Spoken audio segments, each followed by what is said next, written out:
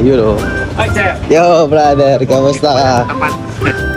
Yo, good day sa inyo mga kapatid na nanood sa amin. Shoutout sa inyo lahat. Kasama natin si Brother Paul. Galing pa siya ng Cainta. Saan ka sa Cainta? Sa Greenland. Sa Greenland. Ay pala yung buhok niya. Gano'n nakatagal tong buhok mo? Gano'n Ay, 2 years na. 2 years na to?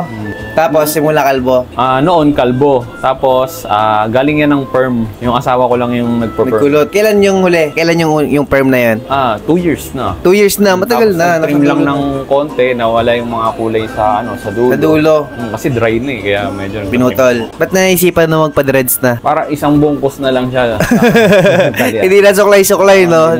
Bisa inyo, may natutulong din yung dreadlocks eh. Tanto ko lang, kaya ako nagpa-dreads dahil kulot din ako. Suklay ako, naglalagas. Kaya ako naman siya sinusuklay dahil nagbubuhol. Ngayon, pag di ko siya sinukulay, magbubuhol ng todo, magdedreads ng todo. So, puyo ko dito, ang hirap ayusin nung buhok kapag may puyo ka sa harap eh. Kung saan-saan umiikot-ikot. Either kalbo ka o long hair, yun lang. O dreadlocks. O dread, yun na yan. Yan, locks. Reggae. Ito na, di ba? May mga request ka ba na gawin natin sa buhok mo? Yung maganda sana yung may tatali siya, yung outcome.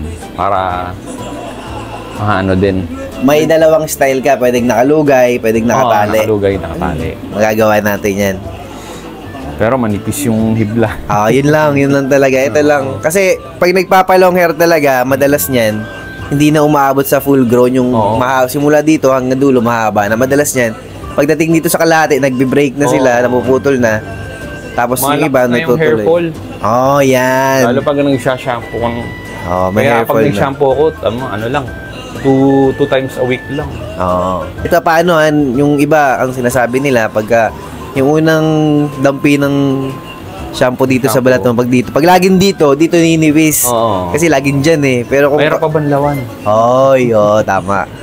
Buti, mo na rin, no, na parang napag-aralan mo na rin sila. Ini-schedule ko lang kung yung schedule namin ng asawa ko para siya yung bantay sa bata. Galing. Buti na pagbigyan ka. Baguhin na natin. Shoutout mo si Madam. Ay, Tata. Shoutout. Madam Tata. Ayun na, babaguhin natin ang itsura nito. Ang iyong mister. Gagawin natin reggae. Let's go. Yun, shoutout sa lahat ng mga taga-Cainta. Shoutout din sa Redmond Barbershop. Sa lahat ng mga gusto magpa-dreads, mag-PM lang kayo dito sa page na to. Redmond Barbershop, nag-home service din kami kahit saan sa mundo. May passport na kami. Sunduin nyo na kami dito. Let's go!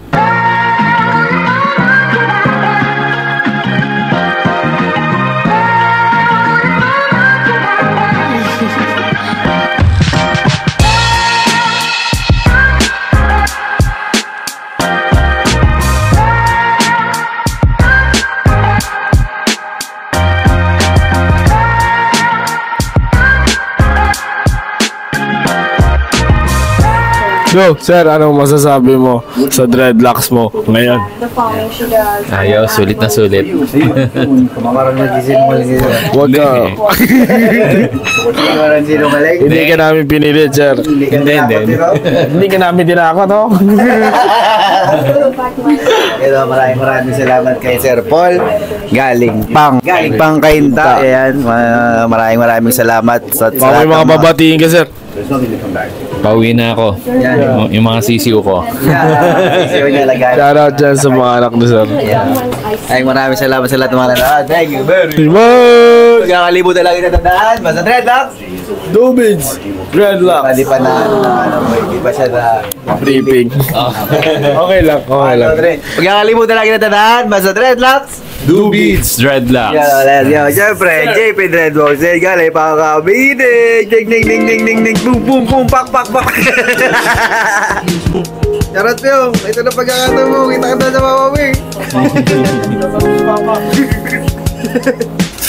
Ano ang ginagamit pang unboxing ng barbero? Inila ba? Sa natin to. Oy, ito. Hop, wait lang. Ito na. Ayan o. Ganyan lang yun. Di ba lambot? Ito ang comfort board ni George. Salamat, sir. Kapita si sir. Ayan. Meron pa. Ayan. Uy, may talaw. Ayan na. Ace! Sarap. Thank you, Lord. Thank you, Lord. Salamat po sa mga biyaya. Ay, boy! Binibigyan ni Sir. Lagi mo na. Yan. Salamat po kay Sir. Dreadful. Ganda ng ruleta. Pagbukas na kumatan tapos na to. Thank you nga pala sa Lerna's Kitchen sa araw-araw na pag-asikaso ng pagkain natin dito sa shop.